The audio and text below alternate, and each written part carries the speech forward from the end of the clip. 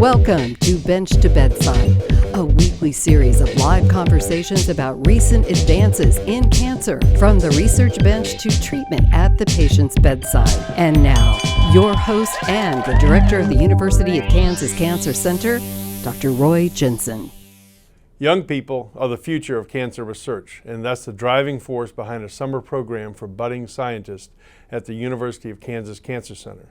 The program targets students from diverse backgrounds and minorities. Here to explain why is our director of the summer program, Dr. Lisa Harlan-Williams, and one of her former students, Jesus Gonzalez Morales. Welcome to you both. Thank you. We'll start off with you, Dr. Harlan-Williams. You helped lead the development of this program. Could you tell us more about it? Yeah. So it's the Accelerate Cancer Education Program. The Cancer Center has supported for over 10 years a summer research program for undergraduates, graduate, and medical students, but we wanted to expand and include high school students. So I worked with Marcia Pomeroy, who at the time was the director of the University of Kansas Medical Center K-12 Health Career Pathway Program. And she's worked in middle schools and high schools in our communities for over 20 years, and she was able to connect us with the students for our program. And so our goal really was to provide access for underrepresented students. But we have a charge as a National Cancer Institute designated cancer center to train and educate the biomedical workforce, and that can start as early as high school. Mm-hmm. So, you know, we've recognized that diversifying the cancer workforce is a really critical initiative for us. Yep. Could you tell us why that is such an important goal for us?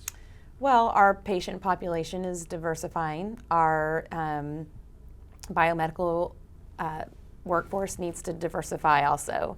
There's a lot of data out there that would suggest that patients have better outcomes and have better relationships with their physicians if they perceive that the physician or the caretaker looks like them, and that can all start with racial and ethnic congruence. Mm-hmm. And so we want to represent the community that we work in, and we want to encourage more underrepresented minorities in the biomedical workforce. And so we're hoping to train some future biomedical scientists in oncology careers.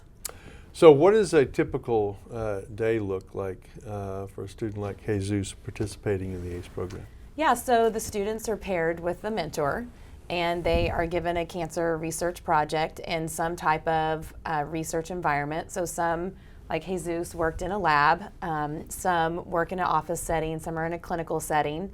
We try to provide a wide variety of cancer professionals to learn from. So they're here for 6 weeks, every day, Monday through Friday. It's an intense research experience. It's a lot of hard work, but it culminates in the students presenting their work in a poster format at a poster forum. But we also sprinkle in tours around campus just so the students can get familiar with the community that we have here at the University of Kansas Medical Center. Mm-hmm. So, Jesus, could you tell us about your experience this past summer? Yeah, at first I wasn't really sure of what I kind of wanted to do, but like she said, we kind of got paired up with a mentor, and then things just kind of started from there.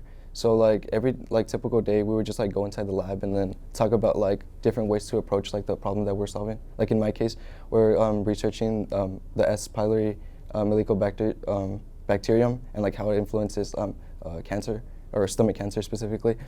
And we did a lot of different techniques. We worked with a PCR, and then we looked at this specific electrophosphorus gel technique. And one thing that I kind of took away from that is being consistent, patient, and just kind of asking questions that no one else would. And these were just little small tiny details that you had to keep in mind. And and it can be repetitive, but you can always obtain certain data by just doing the same thing, because you never know what can happen. Mm-hmm. And it was definitely a fulfilling experience, and what kind of inspired me to continue doing research at the undergraduate level. Well, that's great. So what about the mentors? What would you say they get out of this program? So I think, like Jesus just alluded to, the mentors get a young, fresh perspective in the lab, and the students always ask good questions, and quite often they ask questions that we probably haven't thought about in a long time and just take for granted that that's how we do it in the lab. And so mentors, I think, get that perspective. They get an extra set of hands, but it's also an opportunity for them to pay it forward. They were mentored at some point in their career, and so this is an opportunity for them to mentor a young student as they embark on their career. So if you're just joining us, we're here with Dr. Lisa Harlan-Williams and Jesus Gonzalez Morales talking about the Cancer Center's High School Summer Research Program. Remember to share this link with people you think might benefit from our discussion. Use the hashtag #BenchToBedside. So, Jesus, what are your plans for your career, and how did this experience this summer fit into that? How does that help advance where you want to get to? Okay, so I feel like it was like everything starts with kind of like baby steps, and this very like first research experience was kind of like an introduction to like what inspires me to like what I want to do. So like I feel like research is kind of like it has two sides to it. There's the just like the like researchers are long life learners, and you could be researching something for like years and then like something new happens, and I feel like that's just kind of like a rewarding experience, like knowing about like certain things.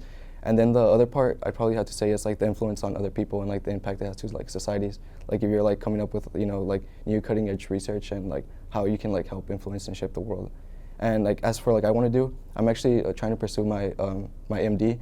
So and I've also been thinking about MD, PhD, kind of like in between those two. But I don't know. I just feel like research is something that like is like really fulfilling, and it's something that I want to continue doing. So, where are you going to school now, and what is your program of study? Oh yeah, I'm going to Kansas State University. I'm a sophomore currently, and I'm doing biomedical engineering with a minor in mathematics. That's great. So, have you kept in touch with other participants in the program, and both you and Dr. Yeah, Harlan? actually, I've also been in touch with some of the ones who I've like did the program with. Like for example, Eric Charles. He's also at Kansas State University, and Francis Franco, Christine Ibagi. Those are just to name a few. And we're all doing like different things, but like it's nice to still like to get to know what they're doing. Yeah, and I probably text with the students at least twice a year just to check in with them. It was a lot of fun to get to know the students while they were here, and I enjoy staying connected with them beyond just that 6-week experience.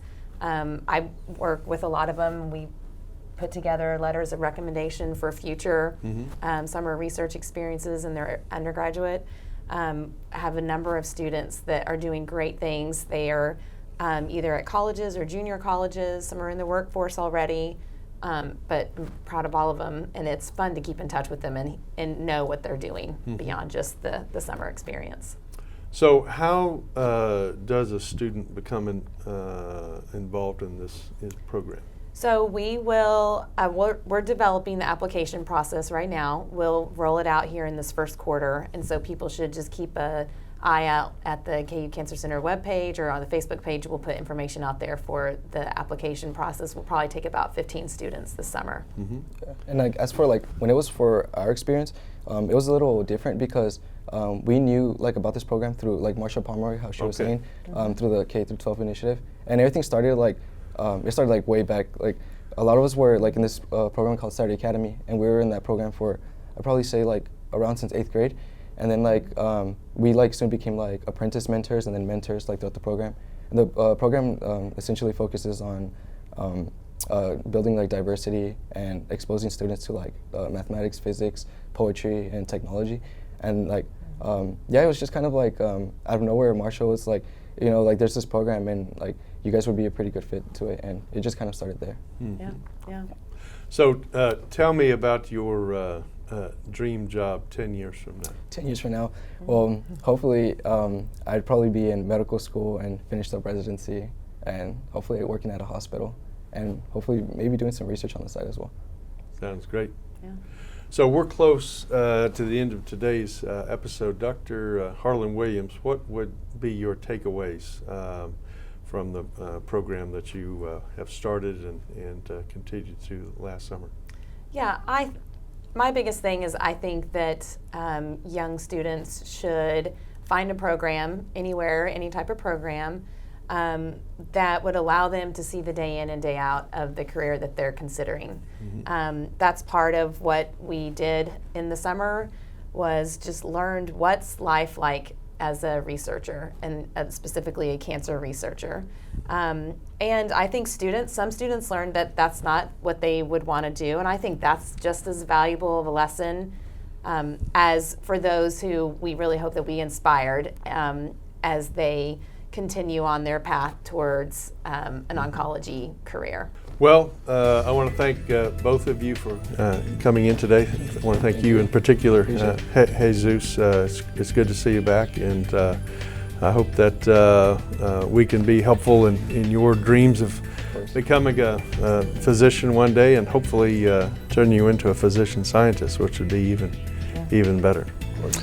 So that's it for today, and join us next week at 10 a.m. for Bench to Bedside. Thanks for watching.